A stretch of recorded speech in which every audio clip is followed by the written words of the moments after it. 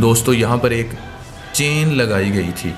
ये चेन कई टनों वज़न रखने वाली चेन थी। हमें सपोर्ट करने के लिए हमारे चैनल को अभी सब्सक्राइब कर लें और बेल के आइकन पर क्लिक करके हमारी लेटेस्ट वीडियो की नोटिफिकेशन ये हमेशा रास्ता रोका रखती थी समुंदर के अंदर बहरी जहाज़ों का। जब कोई जहाज़ कस्तुनतुनिया शहर के दोस्तों का आता तो इस चेन को छोड़ दिया जाता, जहाज़ अंदर आता और फिर इस चेन को उठा लिया जाता। हाल ही में कस्तुनतुनिया के बादशाह ने इसकी मुरम्मत भी करवाई थी और ये चेन लंबी मुद्दत से बहुत ज़्यादा मावन मददगार साबित हुई थी। इस चेन को पार करके दूसरी तरफ जाना नामुमकिन था, लेकिन इस चेन के बिल्कुल साथ कॉन्स्टेंटाइनोपल की दूसरी तरफ हम देखते हैं एक छोटा सा शहर था जिसका नाम गलाटा था। तोपों की बौछार की वजह से परेशान होकर गलाटा का सरदार सुल्तान मोहम्मद फ़ातेह के पास आया और उसने आकर शिकायत की कि ऐन मुमकिन है कि हमारे बच्चों और स्कूल पर आपका कोई गोला आके गिर सकता है। तो सुल्तान मोहम्मद फ़ातेह ने इस चीज़ का फ़ायदा उठाते हुए उस शख्स से कहा कि ऐन मुमकिन है कि तुम्हारे घर पर भी कोई गोला तोप बरसा सकती है, इसलिए तुमने कॉन्स्टेंटाइनोपल के शहजादे की किसी तरह की कोई मदद नहीं करनी। दोस्तों उसके बाद सुल्तान मोहम्मद फ़ातेह के जहन में एक बहुत ज़बरदस्त किस्म का प्लान बना।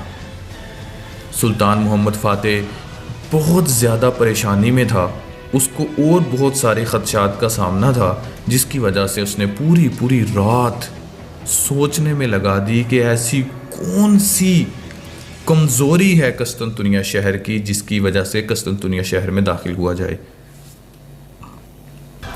दोस्तों गलाटा शहर के ऊपर से जहाँ पर जंगल थे वहाँ से अपने जहाज़ ले जाकर गोल्डन हॉर्न के अंदर दाखिल करने का फ़ैसला किया सुल्तान मोहम्मद फ़ातेह ने। वो जानता था कि अगर मेरे कुछ जहाज़ गलाटा के ऊपर से होते हुए गोल्डन हॉर्न में दाखिल हो जाएं, जिसको चैन पार करके अंदर जाना कहते हैं, तो उधर से अगर मैं अपनी तोपों से हमला करूंगा तो शहर की वो वाली दीवार बहुत कमज़ोर है, उसको गिराकर हम कॉन्स्टेंटाइनोपल के अंदर दाखिल हो सकते हैं।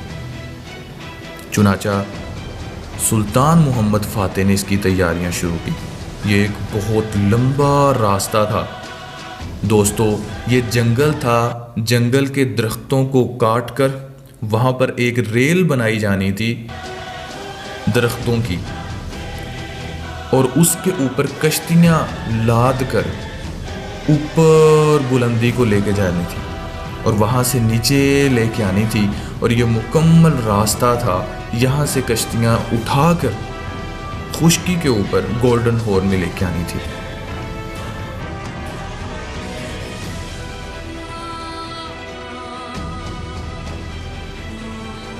सुल्तान मोहम्मद फ़ातेह ने खामोशी से ये काम करना शुरू किया और अपने बहुत से लोगों से भी ये बात छुपाई।